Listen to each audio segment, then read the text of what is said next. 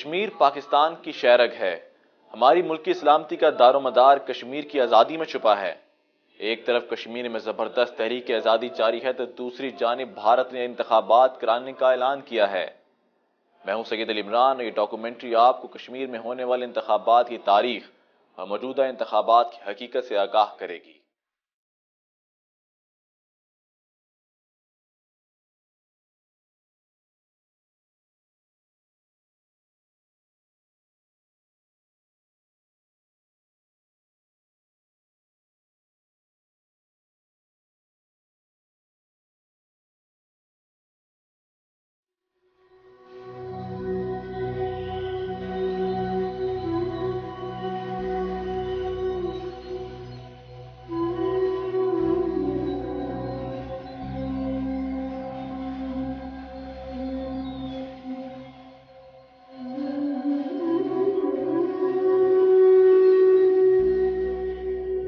کشمیر کا شمار دنیا کے مظلوم ترین علاقوں میں ہوتا ہے۔ اقوام متحدہ کی قراردادوں اور ہزاروں شہداء کی قربانیوں کے باوجود کشمیر کی حسین وادی آج بھی ظلم و ستم کے شکنجے میں پس رہی ہے۔ بھارت نے سازش، جھوٹے وعدے اور ظالمانہ طاقت اور بعض قومی غداروں کے سہارے کشمیر کو بدستور محکوم رکھا ہوا ہے۔ حق خودارادیت اور آزادی کی نعمت سے محروم یہ لوگ آج بھی دنیا بھر کے امن کے علم برداروں کو پکار رہے ہیں۔ بھارت کے ساتھ جڑے مفادات کے باعث 60 سال سے زائد عرصہ گزرنے کے باوجود اقوام متحدہ اور بڑی طاقتیں کشمیریوں کے دکھ کا تدارک کرنے میں ناکام رہی ہیں۔ جموں کشمیر کی وادی جو کہ کوہمالیہ اور پیر پنجال کے پہاڑی سلسلوں کے درمیان واقع ہے، آج 3 حصوں میں بٹی ہوئی ہے۔ بھارت نے جموں، لداخ اور وادی کشمیر کے کچھ حصے پر ناجائز قبضہ کر رکھا ہے۔ چین کے پاس کائی چند کے علاوہ کچھ علاقہ وہ بھی ہے جو پاکستان نے چین کو رضاکارانہ طور پر دیا تھا، جبکہ پاکستان کے پاس آزاد کشمیر اور شمالی علاقہ جات موجود ہیں۔ کشمیر میں مسلمانوں کی حکومت کا آغاز 1349 میں ہوا۔ شاہ مرزا پہلا حکمران تھا، جس کے بعد سلاطین کشمیر کے نام سے ایک طویل حکمرانی کا سلسلہ چلتا رہا۔ کشمیر مغلوں کے زیر تسلط بھی رہا اور ان کی حکومت کا خاتمہ 1771 میں ہوا۔ افغانستان کا درانی خاندان 1820 تک حکمران رہا۔ اس کے بعد کشمیر پر رنجیت سنگھ نے قبضہ کر لیا، جس سے انگریزوں نے چھین کر ڈوگروں کے ہاتھوں میں 75 لاکھ کے عوض بھیج دیا۔ غلاب سنگھ حکمران بنا۔ 1931 میں ہی کشمیریوں نے ڈوگروں سے آزادی کی جدوجہد کا آغاز کر دیا۔ انگریزوں نے کشمیری عوام کے ساتھ دوسرا دھوکہ اس وقت کیا جب لارڈ ماؤنٹ کی ملی بھگت اور کانگریس کی سازشوں کے نتیجے میں دھوکے سے کشمیر کا علاق بھارت کے ساتھ کر دیا۔ 80% سے زائد مسلم آبادی والی ریاست کو زبردستی بھارت میں ضم کرنے کی کوشش کے بعد کشمیر میں جاری تحریک آزادی میں تیزی آ گئی، جس نے بعد میں عسکری جدوجہد کی صورت اختیار کر لی اور کشمیریوں نے قبائلی بھائیوں کی مدد سے وادی کا بڑا حصہ آزاد کرا لیا۔ بھارت کے لیے صورتحال کافی تشویشناک تھی اور نہرو کو اپنے خواب بکھرتے ہوئے محسوس ہو رہے تھے، کیونکہ کشمیر بھارت کے ہاتھ سے نکلا جا رہا تھا۔ کشمیر سونے کی کانوں اور وسیع آبی ذخائر کے باعث بے پناہ اہمیت رکھتا تھا اور شاید اسی لیے بھارت اسے کھونا نہیں چاہتا تھا۔ پنڈت نہرو نے کشمیر کے بھارت کے ساتھ الحاق کا اعلان کر دیا۔ پاکستان آج تک بھارت کے اس دعوے کی نفی کرتا آیا ہے، کیونکہ ابھی تک مہاراجہ کے دستخط والی کوئی بھی دستاویز سامنے نہیں آ سکی۔ بھارتی دعوے کے مطابق 4 اکتوبر 1947 کو لارڈ ماؤنٹ بیٹن نے مہاراجہ کی جانب سے الحاق کی درخواست کے جواب میں خط لکھا کہ کشمیر کا الحاق استصواب رائے کے بعد کیا جائے گا، اور اس بنیاد پر بھی پاکستان بھارت کے کشمیر کے ساتھ الحاق کی دستاویز کو جھٹلاتا رہا ہے۔ 27 اکتوبر 1947 کو بھارتی فوجیں کشمیر میں اتر گئیں۔ کشمیریوں اور قبائلیوں کی زبردست مزاحمت کے بعد بھارت نے کشمیر کو ہاتھ سے جاتے دیکھ کر اقوام متحدہ کا سہارا لینے کا فیصلہ کیا اور 1 جنوری 1948 کو مسئلہ کشمیر اقوام متحدہ میں پیش کر دیا گیا۔ 21 اپریل 1948 کو سیکیورٹی کونسل نے کشمیر میں استصواب رائے کرانے کی قرارداد منظور کر لی، جبکہ 5 جنوری 1949 کو دوبارہ قرارداد منظور کی گئی۔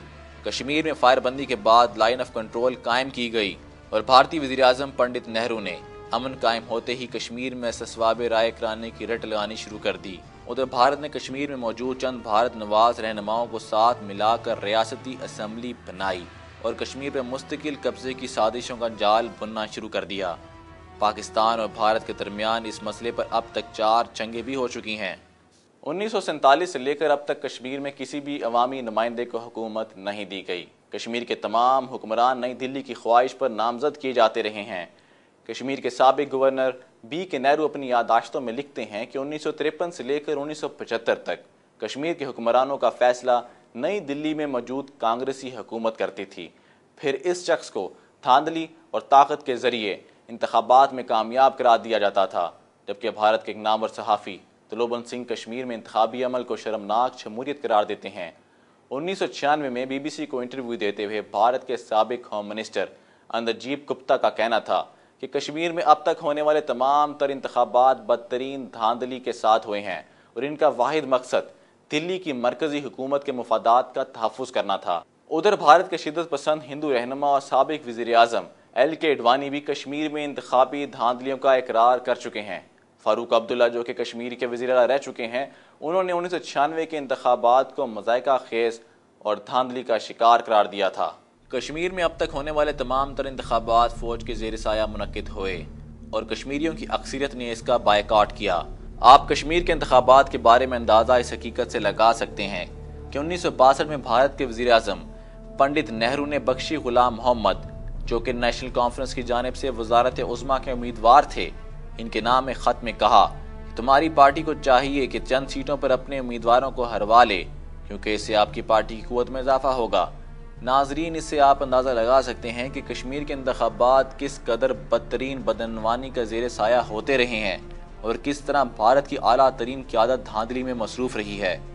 بھارت نے کشمیر میں حکومتی سطح پر دھاندلی کو فروغ دیا ہے، جو کہ دنیا کی سب سے بڑی جمہوریت کلانے کے دعوے دار ملک کے لیے باعث شرم ہے۔